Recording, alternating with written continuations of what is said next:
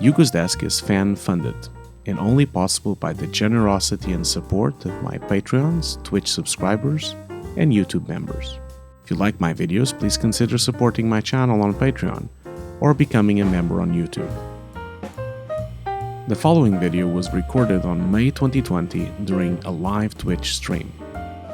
I would like to thank all my Patreons, YouTube members, and Twitch subscribers for making this video possible. Please check the end of the video for your name on the credits. Thank you so much. So we're going to start with this book. Don't forget that I will post all the links on the Discord channel. So the Filmmaker's Eyes, like Filmmaker's Eyes, they have a bunch of books. This is from a Focal Press book. And this is called The Language of Lenses, The Power of Lenses in the Expressive Cinematic Image. This is from Gustavo Mercado. So I'm gonna go real quick here because obviously I prefer you to buy the book, but I'm just gonna show you really quickly some of the things that I'm talking about. So for example, here you can kind of see like the cool thing about this book is the amount of examples they bring in from cinema. So this is, for example, Midnight Cowboy on the top here, and of course Tootsie on the bottom from Cinematography. And as you can see, like how lenses have a different language in films, and especially a telelens, which can really have the ability to compress and point out someone from the crowd. In this case, Tootsie, or in this case, the Midnight Cowboy, which he's looking so strange because he has a cowboy hat. Show you a couple of more examples here. I'm just gonna scrub. Like I said, I'm gonna go quickly. I love this chapter because it really talks about lenses, and as you can see here, I don't know if a lot of you know this, but you see how many different elements you have inside a lens. This is actually a lens cut in half, and it is funny, and this is why you see so much distortion, so much chromatic aberration, so much of all these little details that we always try to mimic in CG. It's because of all this glass. You know, you have like 1, 2, 3, 4, 5, 6. There's like 10 elements of glass inside here, and all these elements, some of them are doing refraction, some of them are doing reflection, some of them, like, they all have their little artifacts that show up here and there, you know. The book also shows you quite a lot of examples of how different lenses really make different, we've seen this before already, but it's cool how they show it in graphics and also in text. Difference between a 35mm and a 200mm. As you can see here, you can already kind of see the language differences. Like if you look at the 35mm, it looks a lot more like she's a bit more distressed. Not going to spend too much time on this. Like, you can go through the book yourself. Again, showcases a lot of difference between different f-stops. What's the difference of shooting something with a 5.6 or 1.4? Obviously, whenever you read this book, you should always like go and take some photos yourself. But I like this book. Like I think Gustavo really made like a really good collection of examples, and especially like when he actually took the time to show you graphics of how an f/22 range is. Like you see, if it's f/22, you kind of get all this in sharpness. If you get 1.4, you just get that a little bit. If you get 5.6, you just get that a little bit. And this is really crucial for any CG artist or compositor to know that if your camera on V-Ray is set to 1.4, if your camera is set to 22, like the two different depth of fields that you're going to get on the shot, you know. So it's very important for you to kind of learn how this operates. And this book is terrific for that. It also kind of shows you, this is a tool that I use on set a lot. Can't remember the name of the tool. We just did this just now, the lens distortion, of how lens distortion makes such a huge difference on the face of someone. Like if you look at here, she just looks like a clown here with the 14mm with a gigantic nose. But then if you look at the 300mm, her nose is so much smaller, you know. So I like this a lot. Like I think this is a great example of showcasing this difference. And again, the cool thing about Gustavo's book is how much a lens can really make you think about a scene and make you feel different on a scene. Like I said, this is almost like a clown act. It almost looks like a bad dream. But then in here, she looks so serious and so much more regal, you know, so much more. So for example, if you're filming a scene with a queen, you probably want to do that. But if you want to film someone that is like doing a joke or something, you might want to film with this lens. So yeah, but I'm not going to spend much more time. You also have examples from The Favorite, which is, I'm sorry I'm going to say this, one of my favorite films. The cool thing about my favorite part about this book, by the way, it explains why chromatic aberration exists. So you see, this is a scene from Clock Orange, and you can kind of see the chromatic aberration on blue here. If I zoom in here, see the chromatic aberration there, and actually explains why chromatic aberration exists. And when you first start understanding how chromatic aberration operates and why chromatic aberration exists, then you definitely start understanding how to build a gizmo for chromatic aberration and how to actually make chromatic aberration look realistic inside of Nuke, or inside of any application you're using. It doesn't need to be Nuke, of course. Now, my favorite part about this book, and that's why I was showing you this book, is this.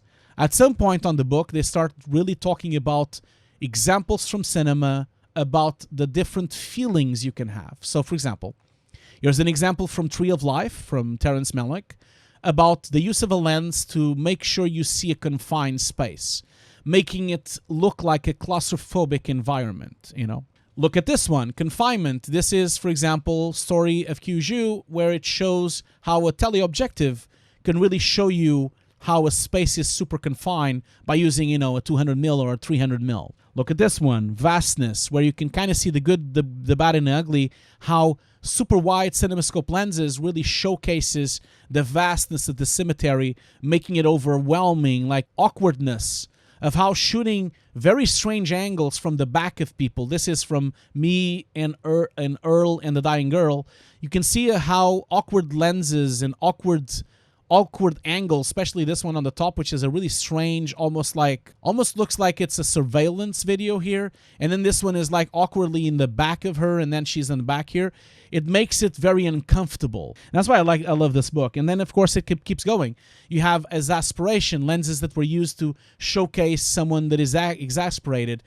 Showcasing what kind of lenses you can use to make a connection between two characters. If you keep going, you have so many different subtext as well, how they use subtext, how they showcase apprehension with certain colors and certain vignettes, how they showcase rage. This is a really good film, Sexy's Beast, from Jonathan Glazer. This book not only shows you the technology, like the first chapters is the technology of lenses, the technology of chromatic aberrations, but it then kind of goes deeper. It shows you the feeling of lenses, which is what I think most visual effects artists need to know, because if you're setting up a CG scene, you want to make sure you convey a feeling to it. It's like, exactly, like the Blade Runner opening shot. Yeah, exactly. Oh, by the way, one thing I would say, STF VFX, people steal from each other, of course. I am pretty certain that Robert, I'm certain, I don't know if it was from this film, but as you can see, there's so many similarities between this film and Blade Runner. I'm sure that Roger Dickens kind of was influenced by this film, which is a film from 1971, and it's from a very famous cinematographer, so maybe he was influenced by that film. You never know. Maybe it could even be a subconscious, but I think it's important for CG artists to actually understand how lenses can give a sense of peril. They can give a sense of order, They can give a sense of symbolism, They can give a sense of movement, like on the Batman Begins. Can make a sense of urgency, like on Run Lola Run. They can make a sense of speed, like for example on George Lucas THX 1138. You can see how wide angles really convey a speed feeling. And if you had like a prime lens, if it wasn't a wide, if it was like a 50mm, it would have looked like the car was going so much slower, So this is important for you. Like I'm just gonna go forward here. I'm not gonna show you everything. Another example, intoxication. Whenever you see an intoxication scene, like on Requiem for a Dream, they use the ultra wide lenses, like 8mm, really give you the sense of intoxication. So I'm not going to spend more time on this book. Like, you can watch it later, but this is a wonderful book for you to understand the language of lenses. And as a CG artist, when you're setting up a scene, obviously a lot of times you get a director to actually give you the what they want from the shot. But a lot of times they already have a lens in mind. But when you're working on a full CG film, you want to make sure you look at films and the language of films to understand how your shot should look like. Another one, look at here. I'm not going to open this one, but you see, again, look at him. Gustavo Mercado is back. Made this book as well, which I think I'm going to spend a lot of time because we just did that book in very detail. But this one is about cinematic composition. Okay, so this is about rules of cinematic composition, and I'm Gonna very briefly just show you 3 pages of it. It's very similar to the other book, but it's like a really great extra thing. So it basically talks about something that people a lot of times don't know. For example, how to use closed frames and open frames, how to use focal points, how to use the 180-degree rule when we are doing a conversation between 2 people. And the cool thing about that, it actually has graphics of how it should be done. So whenever you're doing a 180-degree, whenever you have 2 people talking, you always want to have the camera in the same side on both, okay? Otherwise, it's going to look very strange if you swap them around. And that's why whenever you see a conversation in the cinema, you always see that. You always see the person on the left side, and then the next person is on the right side. So this book is called The Filmmaker Eye, again, the same as last time. This is called Learning and Breaking the Rules of Cinematic Composition. And this is, again, from Gustavo Mercado from Focal. And it also talks about how to use depth of field. It also talks about the sensor sizes. I'm just going to go in here real quick here to the last page that I wanted to show you. And then my favorite part of the book. Just like Picasso, once you know something, then you want to break it. So once you become really good at making the proper rules of cinema, then the proper rules of composition, then you want to break them. And it has an entire chapter just dedicated on breaking the rules. And especially, whenever you, for example, look in here, like, for example, you see this is the typical close-up of a film. But then if you want to break the rules, you can do what Tarantino did on Pulp Fiction. You see Tarantino spent mostly 10 minutes with a close-up of a back of a person looking at this person. And you never see the face of Marcellus until like later on. Medium shot, and then breaking the rules of the medium shot like this by cropping the person. Becomes really, really stressful if you watch this. Medium long shot, how does it look? And then how do you break the rule of a medium shot by never showing the shot? You see here, your depth of field, you're basically focusing the foreground and you don't even show what's the back there. So all these rules are just here to be broken. Like in here, you have the long shot from The Matrix where you have like the good guy and the bad guy facing each other, and then breaking that rule by having elements in front and you don't even see where they are. So it's a really cool book. Again, not going to spend much more time on it. You should just get it. If you're interested on knowing more about composition. And this is really important. If you're making concept art or if you're making visual effect shots or full CG projects, it's really insightful to know the rules and then break them. Okay, so let's leave this book.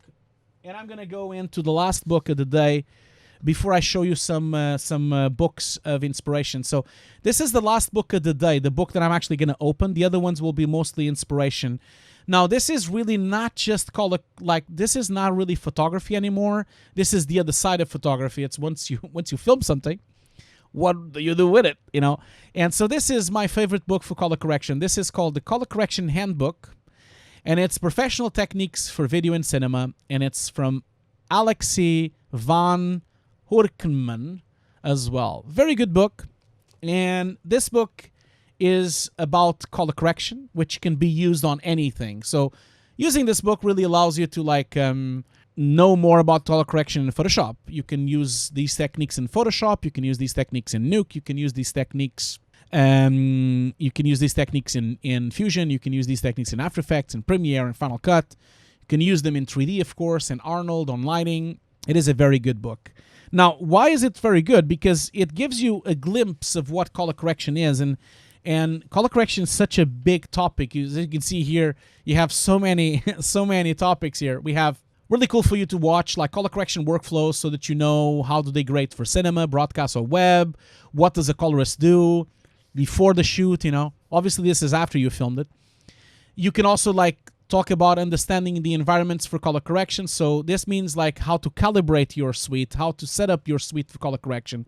Then, of course, you have the difference between primary adjustments, and then you have also secondary adjustments. You have hue corrections, shapes for color corrections, animating grades, memory colors for skin tones, skies, and foliage. And then, of course, you have matching between shots and balancing between shots, quality control for broadcast safe, and then, of course, just a couple of more extra things. So this is a very powerful book. It's a bit expensive, I'll be fair. I think it's a bit too expensive. I think it was like $50, I think. Let's go through the chapters that I want to discuss with you guys. There's a lot of chapters here, as you can see.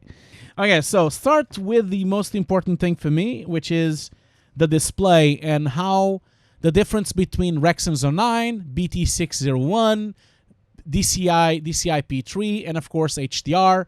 I mean, all these things are discussed on this book in a lot of detail in the differences between all the color spaces that exist. And it actually goes deeper by talking about a lot more than that, but I'm just going to go, it talks about frame rates. It's a very technical book, by the way, which really goes through everything you need to know.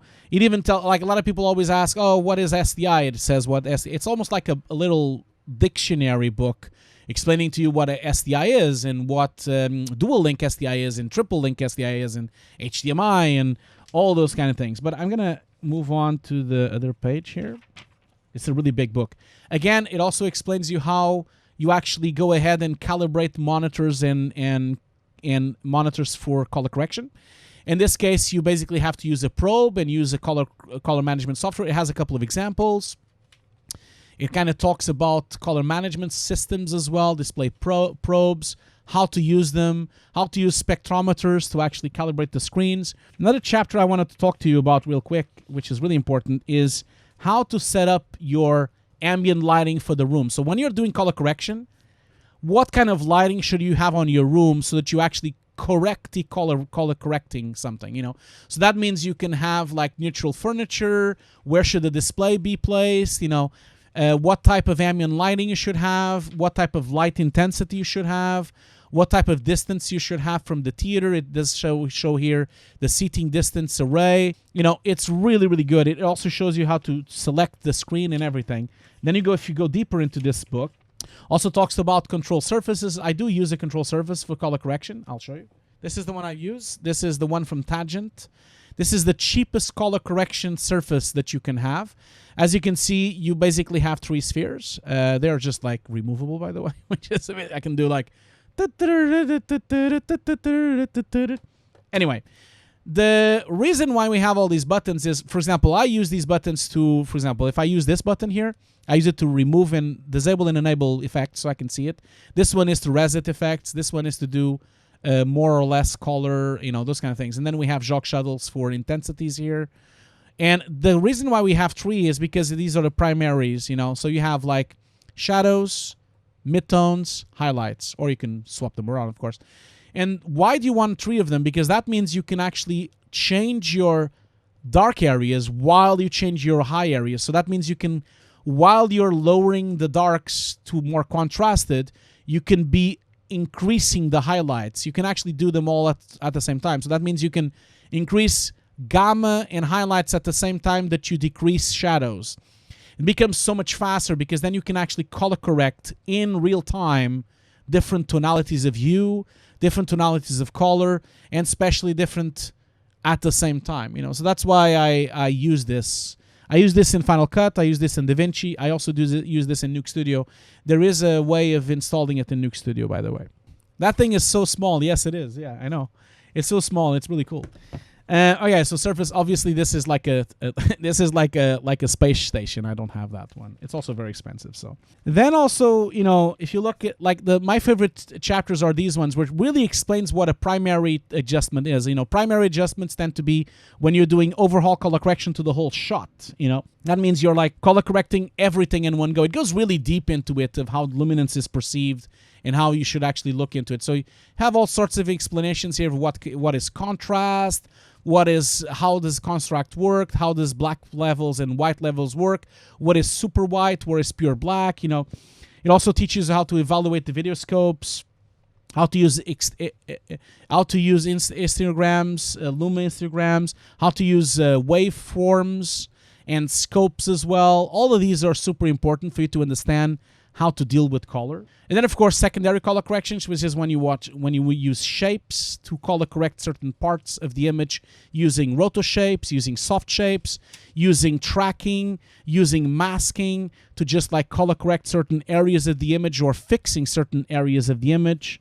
And then last but not least, I mean, there's so much on this book. This book is so big. I haven't even read it all yet. And then, of course, it has an entire chapter just about skins and foliage and skin tone. And last but not least, I'm not going to spend much more time, but it actually goes in deep in how does the skin look like that. So this actually goes into why skin looks like it does, and what does makeup do to a film, and what foundation does, and powder does, and blush does, and how do you actually change your color correction when you have all these variables, especially for different skin tones, you know. Anyway, very good book, and it's a lot bigger. I mean, it's huge. This book is so big. It also has a CD. What I'm going to show you now is books that I haven't read yet, okay? So I'm not going to actually open them because I haven't read them yet. So these are new books I bought. And this was what I was saying before. As someone that is very interested in photography, cinematography, and filming, and especially CG and VFX, I'm always looking for the next thing, right? And this is actually not the next thing. This book is like from the 90s, I think. Like this book is from... It's quite old. I should have bought it a long time ago. Yeah, this book is from 2000, so this is 20 years old. So this book is from a DOP, a director of photography called Andrew Laszlo. I guess he's the most famous project he's ever done was Rambo, you know, First Blood. He was the DOP for that film, and he also was a DOP like for Poltergeister. He was also the DOP for Star Trek 5, you know, for Shogun as well, Shogun, which was a very famous TV show. So he's won multiple awards, and the cool thing about, like, I have not bought this book. I have not read this book yet, okay? The reason I bought this book is because it basically showcases, like, his life and career, and it gives you a lot of examples and tricks and tips, and also it has a lot of behind-the-scene photos of multiple films that he's made, you know, and a lot of questions, and, you know, and I haven't read it again, but I love the title. It's called Every Frame is a Rembrandt, which I think is lovely. The Art and Practice of Cinematography. Now, another one I would recommend, which I just bought, well, it was recommended to me. This is called Film Lighting, and this is literally multiple interviews, you know, like basically you have, you know, Chris is talking with all these DOPs, and all these DOPs, some of them are quite famous. So this is like, I haven't read it again, but these are multiple interviews and talks about how to do light. It actually has a lot of photos and a lot of graphics as well. I haven't really, like, especially techniques of how to light certain things and flag lights. And especially in CG, this is super important because then you can learn how to flag lighting just like the pros do. Again, like I said, I haven't read it yet. I just bought it. It's quite old as well. I think it's from... When is this from? So yeah, this is from 1992. So this is now 28 years old, this book. I bought it on eBay, secondhand. The new edition doesn't look like this. The new edition doesn't have this cover, and it's really expensive. So I bought it on eBay really, really cheap, okay? Another book I just bought recently, I haven't read it yet, is Masters of Light, Conversation with Contemporary Cinematographers. This is a book from Dennis Schaefer and Larry Salvato. Again, I haven't read it yet. I heard that it was very good. Not very big. It's mostly text. That doesn't have. This one has no images, actually. So yeah, it was recommended to me. I need to read it. I haven't read it yet. I also bought this recently. I haven't read it yet as well. This is called Lighting for Cinematography. It's a practical guide to the art and craft of lighting. This book has a couple of bad reviews and a couple of good reviews. I am a bit undecided. I don't really know if it's good or not. I don't know yet. But it does have a lot of examples of how to set up lights, and especially a lot of graphics. And I was kind of looking into this because it could be a good way for you to know how to lighting in CG. But I don't know if it's good yet. So this is called Lighting for Cinematography. It's from a guy called David Laudow.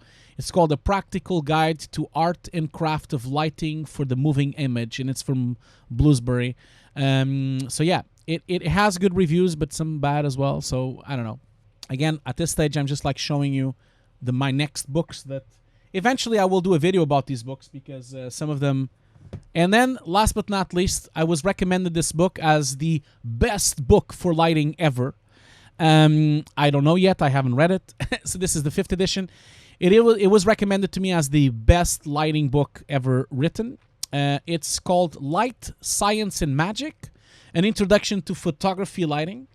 And this is a book from Phil Hunter, Stephen Biver, and Paul Fukue. So I've heard very good things about it. Especially it explains very well how to deal with reflections, refractions, how to actually photograph objects without having this kind of thing. Like, is he there? I just glanced at the book. It really goes deep in how, like, this is a really cool thing, actually. Look at here. So many times I see CG artists lighting pack shots of bottles and pack shots of glasses, and they don't know how to light those glasses to make them look pretty. And you always get a lot of blacks inside. So he actually explains how to light bottles and what kind of lighting you should have and what is the graphic of secondary lighting you should actually build. And this could be very much mimicked inside a CG, you know, that's why I'm showing you this. So this is one of my favorite photography books, okay? So this is from a photographer called Don McCullin, and I saw an exhibition from him in London, actually. He's an amazing photographer. He was a war correspondent for many, many years. And this book is from the exhibition. So whenever I go to art exhibitions, I always buy the books of the art exhibition. And the reason why I love this book is because these are the most beautiful photographies that I've seen in a long time. And I'm going to just show you here. So basically it has multiple parts. The cool thing about this is this was the culmination. This was an exhibition about his best work, and it's the culmination of all the things that he's done, from Cyprus to Congo to Vietnam, Cambodia, to, of course, North Ireland as well, and, of course, Beirut, Iran, Iraq. And this guy, man, is one of the best photographers in the world. I'm just gonna go through a couple of pages, you know, because I think he's so good that I can't really. The cool thing about this is you'll learn so much about lighting and composition on these photos. Just look at that photo, man. This is like, it's just unbelievable. Like, all these photos are so strong and so poignant in terms of composition, in terms of action, in terms of shadows. I mean, just look at that. Just look at that photo, man. This is just like unbelievable. This is from 1960, by the way. So obviously they're very strong as well, because a lot of times it's weird because it's almost like a mixture between historical books, like he's a reporter, but his photos are so artistic as well. Look at this photo. This is obviously because of a gathering, a protest for the Cuban Missile Crisis in Whitehall in London. So this is a protest, but it looks like one of the most artistic photos I've ever seen. This one as well. Like, he's just like a master in. Look at this, man. Just look at this photo. Like, I almost have no words to talk about some of these photos because they are so good. And especially once you go to Vietnam, things start to become, really, really apparent. Just look at that. Like, that's just beautiful. Yeah. Well, I'm just gonna go through a couple of pages. They're very strong photos, by the way. So I really recommend you to looking into the work of Don McCullin. Like, he does an amazing work. So, and then the second one I'm gonna show. This book is from a photographer, one of my favorite photographers as well. He's an artist called William Eggleston. Okay, so these are mostly photos from the 70s. These are high format photos, so it's like large format photos. So they're not 35 mil; they're like 70 mil, 65 mil. They're really big. And this is one of his books. I have several books from him. Cool thing is this is actually like tissue, which is really cool. I don't even know if I can open them all here, but yeah, he's an artist, of course. He's not really. So this book is called 2 1/4 William Eggleston, Twin Palms, from Twin Palms Publisher. This is from an exhibition that I saw, and his photos are really powerful. They're really amazing in terms of composition, lighting, and of course, he's a very artistic photographer. Like, he's an artist. He's not really a photographer. So it's different from McCullin. Like, McCullin is a journalist, and he like William is not a journalist. William is an actual artist. He makes art and photos, and some of them are very powerful. I'm just letting it scrub a couple of them here. And I think some of these photos are really, really powerful. And if you can ever make anything like this in CG, I think you're going to be on your way. And I'm just going to see if I can show you one of my favorite photos that he has here. These are photos from the 70s, by the way. I saw them live. Yeah, this is one of my favorite photos. I saw them live on the gallery, and it's so impressive because they are huge. These are like 65 millimeter, 70 millimeter plates So the resolution is unbelievable. You can't even tell when you look at this kind of low resolution Instagram version. Okay, so it's so much more than that. Let's see if I can find. And I know it's very mundane, just seeing a car parked on the corner, but balance of this photo is just unbelievable. And this is like a photo from the screen. These are the two books I would recommend from a photographer's point of view. There's many more. Maybe I'll wrap up with this book. Have you heard of this book, Andrew? So this book is from a photographer called Vivian Maier. She's a street photographer. Now, Vivian Maier here, I don't know if you know about this, but she was never professional as a photographer, and no one ever saw their photos. No one ever saw her photos until someone found the photos on an attic, okay? So the photos were lost. Like, she took all these photos. No one ever saw them. No one ever saw them publicly. While she was alive, she never showed the photos. And then years after she was dead, they finally saw the photos and found the photos on an attic.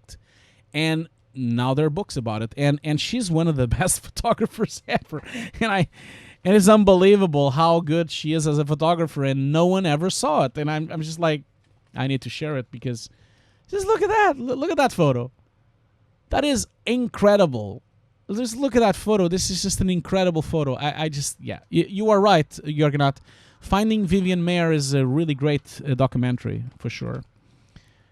She has a lot of street photography, very good street photography, as you can see here. She's very talented. Oh, Michael Jordan is now following. Thank you so much, Michael Jordan. I can't believe Michael Jordan is here. Look at that.